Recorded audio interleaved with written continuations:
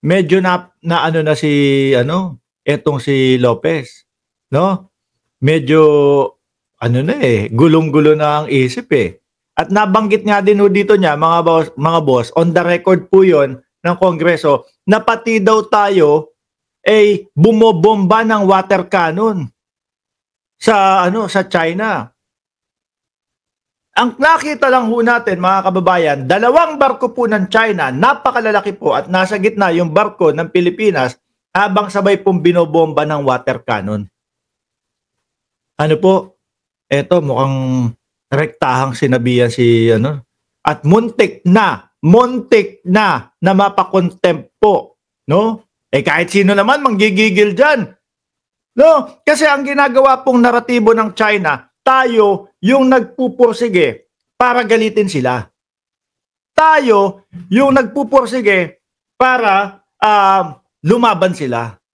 So ngayon, itong sinasabi ni Lopez, mga bossing, parang pinatunayan na po niya. Parang sinabi niya na, no? O tingnan mo, sabi ng kababayan ninyo, kayo ang nagwa-water cannon din sa amin, no? Hindi lang kami ang nagwa-water cannon. Parang pinatunayan niya yung naratibo na gustong ipakalat ng China, mga bossing. Napagalitan siya dito at muntik makontempt. Sa mga pagsasalita na katulad ni Mark Lopez na ganyan, that he never hesitates to call out the aggressive actions of the People's Republic of China. And he appears to even side with the People's Republic of China's narrative.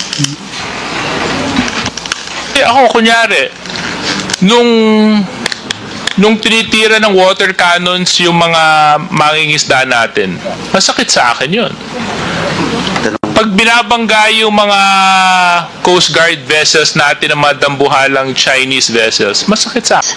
Ang point ko po, sir. Let us go to the That's fake news, Mr. Chief. Ayan, medyo hindi na po nakuha nung editing, mga kababayan. Pero binanggit ni nag-water cannon tayo. Yan pinag-uusapan lang naman ho dito mga kababayan is about West Philippine Sea. No?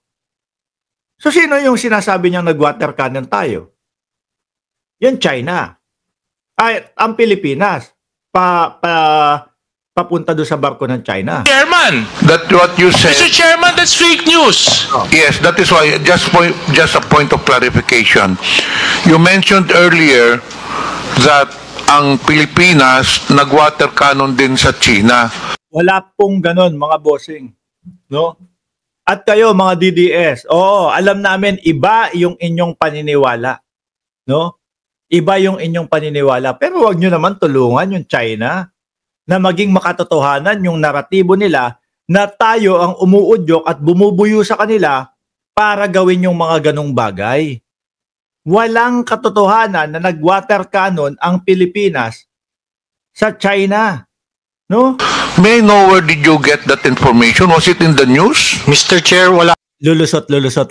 po ako sinabing nag-water cannon sa China. Hindi, sinabi nyo ngayon lang. Hindi, ang sinabi ko po nag-water cannon din po sa Pilipinas.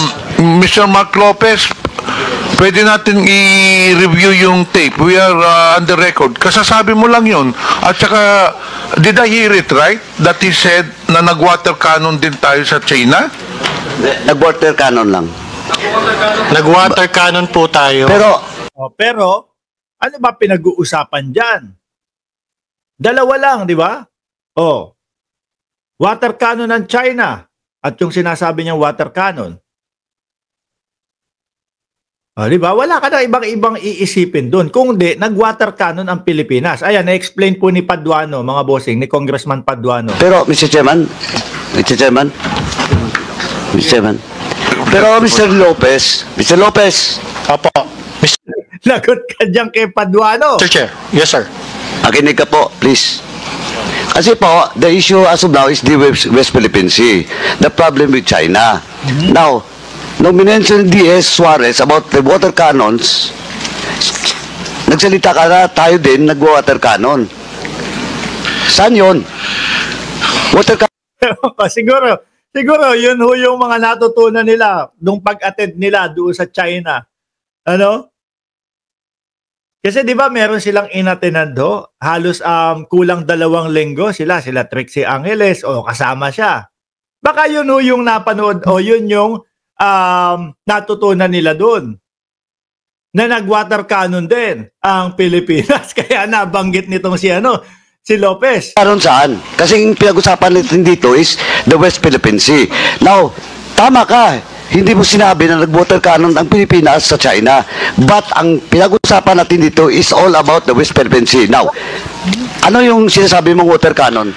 Mr. Chair, I premise my statement po kasi kanina sinabi ko po that the South China Sea issue is a complex issue involved... Sandali po. Ilalayo. Pero hindi uubra sa mga congressman yan. Hindi hayaang lumayo yung sagot niya.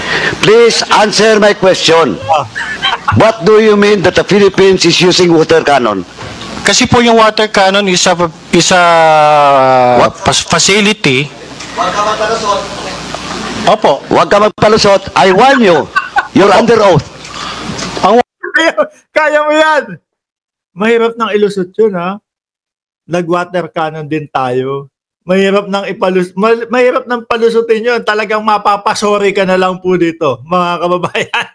Water cannon Sagutin mo po where you refer that water cannon that you mentioned. Ang water cannon na deployment po kasi is one of the actions taken by a state pag meron po mga dispute na ganyan nga po. Ang Pilipinas, ibig mo sabihin, mag-water cannon din sa China. Pwede po. That's kanina nag-water cannon. Ngayon, pwede. Ang hirap Ang hirap idepensa ng mga ganito. Ay, naku po. Yan yung sinasabi ko sa inyo, mga kababayan. Pagka yung mga fake news ang gusto mong ipaglaban, pagka fake news yung tinatayuan mo, madali lang pong madali lang pong matapos yan, no? Mahirap na laban po yung ipagtanggol mo yung fake news, mga bossing. Sabi ni Mia Soberano, nataranta na siya. Sinabi mo nag-water cannon. Mr. Chair, wala ako sinabi na ang Pilipinas na ginater cannon ng isang kalabang state. Ang sinabi Sandali po. But we're talking about the West Philippine Sea. This will be your last warning. Or else I will cite you in contempt. This is your last warning. You're under oath. Opo. What do you mean that the Philippines is using water cannon? Mr. Chair, ang sinabi ko nga po, ang Pilipinas po, nag-water cannon, pwede pong mag-water cannon. Hindi.